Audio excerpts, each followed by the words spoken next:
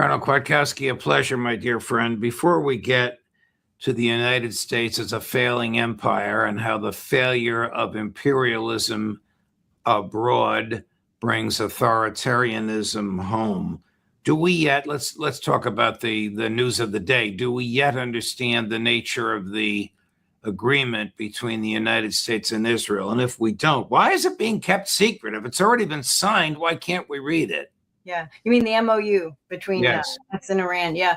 Well, the Iranians have released far more of that. They've got I don't know if it's 14 points, but they have released what's in there to the public in English. So in a sense, they are being open with it. It's the American side which is trying to hide it, and the American spokesman, people out of the White House, are denying what the Iranians have put out and not countering it with anything else. So that tells you, if it was a normal situation with a couple of people and one is showing his cards and the other one saying, no, I have a straight flush, but I'm not going to show you. Well, which one are we going to believe? Probably the guy that's showing his cards. And I think Iran is doing that. The problem is that deal, that MOU, and it's not a deal. It's an agreement to begin a 60-day period of very detailed talks and discussions and actions, all with the threat of force really in the background. I think that's not really gone away. But the American side, if you look at what the Iranians have published that's in there, what we have agreed to, what our negotiators have agreed to, what Trump signed electronically, what he will sign on Friday in person, it doesn't look like a good deal for the United States. Okay. So, well, that's interesting. Why did we spend all this money to basically get to, 5 yards before the starting point? Because that's pretty much where we've gone. We've gone backwards in the arrangement in many ways. From a neocon perspective, we've gone backwards. From a global perspective, this is a good thing. This, the strait will normalize and open up again, obviously, with fees charged by the Persian Gulf Strait Authority. There will be management costs, and they will be passed on to those who use that strait. That's normal. Other countries do it. The Bosphorus, Turkey does this too. It's not a new crazy idea. It's just something that hasn't been applied to the Strait of Hormuz prior to this. So some of these ideas are not radical. They're not, lifting sanctions after 47 years on certain things, specifically energy. What's not to like about that? Sanctions are a stupid tool. They're an act of war, quite frankly, misused by this president and many, many others. So we shouldn't be dealing with sanctions. Unfreezing their assets. Well, it's their assets. I think that's the key thing to remember. It's hard for people in the White House and people in Washington to understand that there are property rights to your money. They don't believe that for Americans, and they don't believe it for foreign countries. Who is it? Scott Bessent. He's the Caesar of Bitcoin, the freezer of foreign bank accounts. And look how much I made today because I stole it out of somebody's money. Okay, that's not normal. That's thievery. That's theft. We shouldn't be doing it. And we talk a lot like that's okay. But fundamentally, it's not okay. The money that Iran is getting is their money. It's always been their money. It was being held as a tool of coercion, and it didn't work actually because they pretty much militarily beat us. So put that behind us. Those are not bad things. But for the neocons and for Israel, and well, I shouldn't say for Israel. Israel's got bigger problems than this. But for the American neocons, they are very upset. They're upset because Israel is upset, and they're making this look like a big loss. Well, if we already lost militarily, the president has lied about that. He and Hegseth continue to lie about the military loss. You might as well put the vice president there as well. He's in New York today selling his book and saying everywhere he goes, we're not giving away any money, any American money. It's not American money. It's $300 billion in many banks throughout the world, not in the United States, all of which have been threatened by Scott Bessent and the U.S. Treasury if they release this money. Let me read to you what our friend Pepe Escobar, who's on right after you, says the Iran's Supreme National Security Council released. The text of the Memorandum of Understanding regarding negotiations to end the war, the Islamabad negotiations, was finalized between Iran and the United States on the evening of June 14. Now, that date is significant, Karen. That's when 2 hours before the actual finalization, what did the Israelis do? They bombed Beirut. And did Trump take note of it? Yes, he did. Watch this, number 16. I'll tell you what, Israel's fighting Hezbollah too long and too many people are being killed. And you don't have to knock down an apartment house every time you're looking for somebody, because there are a lot of people in those apartment houses, and they're not all Hezbollah, that I can tell you. And I suggested to Israel to let Syria take care of Hezbollah. Because to be honest with you, I think they do a better job of doing it. I didn't like where 2 hours before we're signing the agreement that there was an attack in Lebanon, in Beirut. It wasn't like in the southern side, and it was in Beirut. I did not like that. I let them know that. I didn't like it, not at all. So there you have it. He wasn't happy with that. Next line: the war and military operations on all fronts, including Lebanon, will end immediately and permanently from tonight. Now, this is the Iranian version of this document that none of us has seen in English or in Farsi. According to a British news website, which Matt Ho, our colleague, told us about, they have seen the first paragraph. And the first paragraph is said to state that Iran and the U.S. and their allies in the current war declare the immediate and permanent termination of military operations on all fronts, including in Lebanon, and undertake from now on not to initiate any war or any military operation against each other, and to refrain from the threat or use of force against each other, and ensuring the territorial integrity and sovereignty of Lebanon. Now, how is Netanyahu going to live with that, Colonel Kwiatkowski? I don't know. He's going to have to be made to live to. I mean, he's not going to voluntarily do it. That's very detailed. That is extremely specific. I don't know why our people and Israel are lying about it. Surely Israel has spies that have seen the language, and yet they're denying it. Yeah, I mean, I guess this is why Trump is unhappy with Netanyahu, and he says that he is. And Netanyahu gave a speech in Hebrew where he said, sometimes we see eye to eye, and sometimes less so. We don't see eye to eye. So there is becoming some potential, well, maybe real airspace between these two guys. And when it comes to rejecting people you used to work with, my money's on Trump. He is good at that. He's transactional. This is how he has gotten to where he is. We see it in his relationships. We see it in his appointments. We see it in his politics. Even if you want to criticize him for for the Epstein thing, that is also transactional to him, because I think he can be very much harmed by that, and so he is responding. But it looks like Trump is pushing back a little bit, and it makes sense, because, like I've said multiple times, that everybody else knows. Everybody says this. I mean, but Trump is very surprised that the war went on as long as it did. He's ready for it to end. He wants to move on to new projects, new achievements. He must move on because of the price of gasoline. And it's not going to come down tomorrow. That's right. And the summer driving season in America starts in 2 weeks. Yeah. He wants to be on the right side of all that, and and he can blame. He can always point his fingers. He's very good at that as well. But I don't think Netanyahu is going to deprive Trump. If you take these two men who are extremely powerful, have a long history of political maneuvering, they both love power. Trump is not going to allow Netanyahu to deprive him of the rest of his agenda in the coming 2.5 years. Here is an American official, an official of the United States government, who may try to disrupt this agreement.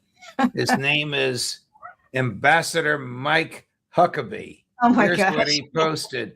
Fortunately, Secretary Rubio made clear that Iran and Hezbollah aren't linked in a deal. Israel doesn't need Iran permission to defend itself. The tether of terror must end. Hey, Mike, do you work for Donald Trump or do you work for Bibi Netanyahu? Yeah, Mike needs to be fired. And, Huckabee also ran for president before. I think he was in the primaries in 2018. Wasn't Huckabee on the primary list against 2016, Trump? yes. 2016. I'm sorry, 2016. And he didn't make it very far, of course. And he eventually supported Trump. But I can tell you, Huckabee, being a Arkansas Christian Zionist,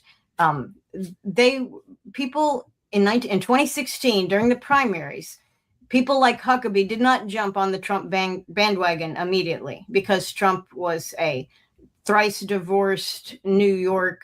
I don't know what even religion he is. Pro-abortion, liberal. Certainly pro-abortion. Certainly 15 years ago. Yes. So you didn't find Huckabee jumping on that Trump bandwagon early on, but later Huckabee saw where the power was, and he did so. So Huckabee is would be vulnerable for getting that phone call that comes, or that text. It's probably not even a phone call. It's just a text message: pack your crap, get out. So let's hope that happens, and they put an actual diplomat as the ambassador to Israel, and actually not somebody that's in Israel's pocket. But Huckabee is such an embarrassment in any case.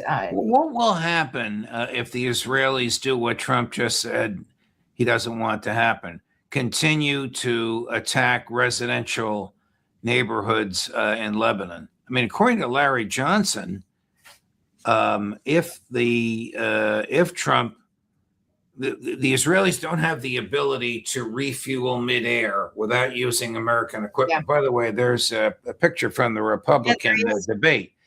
There's Trump on the right, Rubio, looks like a little boy in that picture, Governor Jeb Bush, and a much heavier than he is now, Mike Huckabee. I don't know which debate that was. There were a lot of debates that year. I remember Fox covering all of them. That was one of them. What happens if the Israelis continue to attack Lebanon and the United States says, we're not giving you the jets you need to refuel midair? Well, then they can't reach Iran. They can't reach Iran. They can still attack Lebanon without our help, but not without our munitions and not without support of some of our money and gas and things like that we do. So there's so many things that we assist them with. We are very integrated with Israel already. This is why, it's good to be shocked by this, what may be in the NDAA for 2027 about integrating with Israel. But you have to realize we are already pretty integrated with Israel. I mean, we've taken over Ben Gurion Airport. They're actually complaining that the people can't go on summer vacation because there's too many U.S. aircraft parked there. So Trump has many tools. And one of them is we're not refueling you. The other one is no more money. Your accounts are frozen. And actually, I think Bessent's pretty good at that. Just give him a call. Tell him to freeze the Israeli accounts. They can do that. There's other types of military aid and assistance that we have. We can freeze contracts. We can threaten them in a kind of a escalatory way. There's start small and go up. But there are a great many things that Trump can do that will hurt them. And again, Netanyahu has his own political problems. So serious problems. Serious problems. He's probably not long for the prime ministership or whatever. So that's happening as a matter of internal politics. Most Israelis of all flavors are not happy with Netanyahu. Those that voted for him before. And it's interesting. Netanyahu is actually the moderate. He represents a coalition of more moderate parties, not really the hard Likud. He's got Likud supporters, of course, but he also has support from some of the Arab parties or he did, doesn't anymore. But part of his coalition building was to kind of, in the parliamentary system, you have a great many parties that can assist you with different things that you're doing. So he doesn't have, I think, the real ability this time to put together a coalition. Everybody hates Netanyahu in Israel. Yeah. So that's He did say, and I guess this is aimed at Trump, that the IDF will not leave their buffer zones. Now, Trump has not, as far as I know, ordered them to physically leave Lebanon. But again, we have to wait and see what the agreement says. But watch this; it's not very long, and Netanyahu's not very happy. Chris, cut number 11. We established deep security zones around the state of Israel. We did this in Gaza, in Lebanon, in Syria. There, by the way, we eliminated all of Assad's army's weapons, which was a central link in the axis of evil. And I want to make it clear, we will remain in the security zones for as long as necessary to protect our country. Because after October 7th, I established a simple principle. Israel will not allow terrorist organizations to park on our borders or to dig terror tunnels into our territory.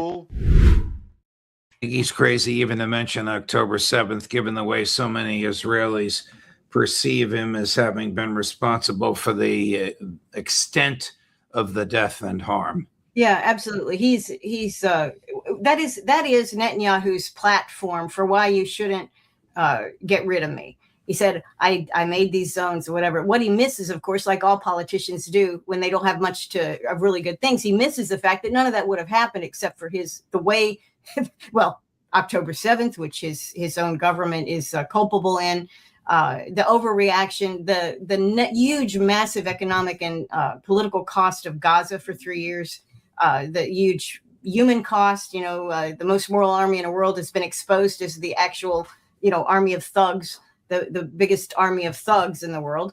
So he's speaking to the people that used to support him, saying, you voted for me to secure the state and I have secured the state, when in fact, the reality belies that.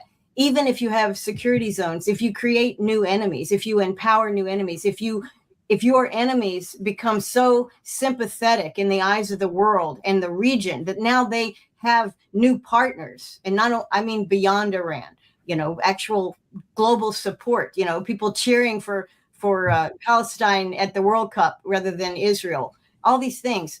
This is the legacy of Netanyahu. He knows it well. So do the people in Israel, which is why they want to get rid of him. And he will be the scapegoat. He will be not really a scapegoat. He is at fault here. He's not the only one, but they'll scapegoat him and he'll be gone. So and I think Trump is to some extent betting on that. Doesn't mean, obviously he's going to be replaced by a hardliner, but that new person will have the opportunity now to have a new relationship with the U.S. And that's something that Trump can manipulate much better than he could with Netanyahu, who has really grandfathered Trump into office. I mean, Netanyahu's been there so long, and Trump has always, kind of been guided by Netanyahu. So I think so many things in the world are changing, and this is one more thing that is changing. But as I understand it, if the MOU is violated and the MOU identifies Israel as subordinate to the United States, Iran is dealing with the United States, and they say, you're ally. You're in charge of that. If you can't stop them, it's because you don't want to. That is how Iran has stated it. So if the MOU is violated by Israel and the U.S. does nothing, takes no action whatsoever, then the MOU is violated and Iran goes back to bombing Israel, which I don't think Israel wants that. We are in no position to continue the war. This is why the MOU looks to Americans as lopsided. Okay. It's what it looks like when you lose a war. We haven't done that in quite some time. Right. I mean, nicely put, Karen.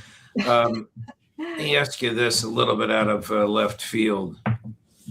If you and I and those who think the way we do, or you as a retired officer in the military, were to ask a half dozen Marines or airmen or soldiers who are deployed to the Middle East, what are you guys fighting for? Yeah. Or more candidly, what the hell are you doing here? How would they answer? You're talking about 22-year-olds who don't know what they're going to be doing the next day. Yeah. I'm telling you, they are today. The young people today are so connected to news and memes and that kind of thing. And they are sympathetic to hypocrisy. All young people are they hyper recognize hypocrisy. They would say we're fighting a war for Israel. They would say that. We did not say that 25 years ago. I know folks that came out of Afghanistan in the early 2000s or whatever, they said we're fighting for opium, because that's apparently what we're doing, is guarding the opium fields in a good part of the Afghanistan countryside. In other wars, we might be protecting a leader. You know, we're preserving a government. Military people quickly recognize what the fundamental purpose of their mission is. They recognize it. It can't be hidden. And unfortunately, we used to have other reasons. You know, we could say we're fighting for oil. that would be legit. And if you think about back to Smedley Butler, he understood very well. He was fighting for profits for some of the big companies that were invested in the Philippines, for example. Right. So he knew it. The young people know, but now they're saying they fight for Israel. This is really hard to reverse, because those young people that serve will come out of the military at some point, whether early on or they do a career. And what they will remember is we fought a war, we lost a war for Israel, and what they did is on our conscience. What we did is on our conscience, and there will be a very different population. This harms Israel. I mean, honestly, the people in Israel are right to be concerned about the state of their country, and they're right to blame Netanyahu for it. But the harm that's done can't be healed quickly. You can't reverse beliefs that are adopted and things that you learn under duress, really, in an emotional state. And what we have learned, what the world has learned about Israel in the last 3 or 4 years, particularly since October 7th, what we have learned is there's nothing positive about Israel. They offer nothing, and they bring things that we don't want. The things that they do, we don't agree with. And it's over and over. There's not a single thing. I mean, we are down to, and I'll just quote Ambassador Huckabee, we're down to cherry tomatoes and seedless watermelons. And I don't think our American soldiers are fighting for that. So it's a big problem for Israel. If I was a more reasonable person, because I'm not really, I have my own anger issues, but if I was really calm and thoughtful and I cared greatly about everybody getting better, I would say that one thing that our government should try to do is figure out how we can help Israel be a more lawful and law-abiding country. How do we help Israel be a better neighbor? We've tried providing security for them in the region. That didn't work. Okay, it didn't work at all. It harmed us, harmed them, harmed the region, cost trillions and trillions of dollars, ended our empire, actually. So that was expensive. We didn't get what we wanted. We can't provide security for Israel. Can we teach Israel how to live sociably with their neighbors? Can we help Israel get away from ethnofascism? Is there a way to shift Zionism so that it becomes really a less threatening political ideology? I don't think there's a way to do it, but maybe there's people can help. It's got to happen. Naftali Bennett, former chief of staff to Benjamin Netanyahu, former prime minister of Israel, the leading candidate to topple Netanyahu in their elections in October, just gave a statement which indicates things are going to get worse and not better. Here he is with Piers Morgan. Chris. I want to tell the Iranian regime from here, I'm going to be your worst nightmare ever. President Trump said in March 2026, there will be no deal with Iran except unconditional surrender.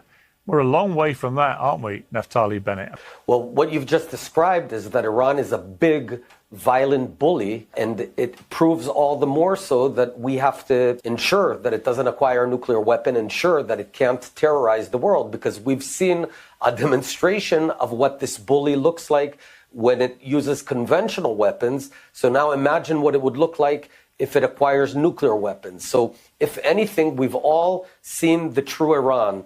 I also want to tell you that I believe that soon in Israel, there'll be a new government. Hopefully, I'll lead that new government. I want to tell the Iranian regime from here, I'm going to be your worst nightmare ever. I won't relent until we free your people, ensure you don't have a nuclear weapon. So you've got no hope. We won't let up on this effort because it's fighting for our freedom, for our security, and for the benefit of the entire Middle East.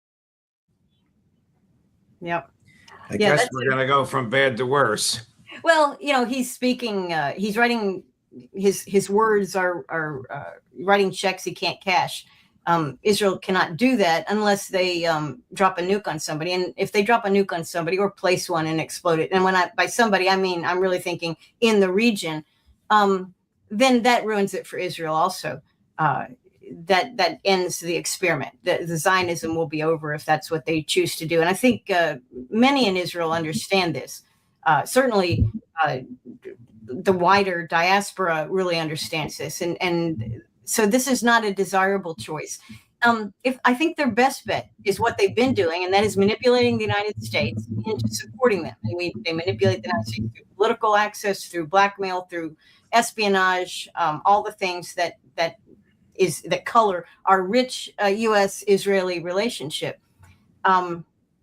That's over. That era is becoming over. You can't even. It's funny because older people of the generation of Trump and others, these politicians, think Lindsey Graham, right?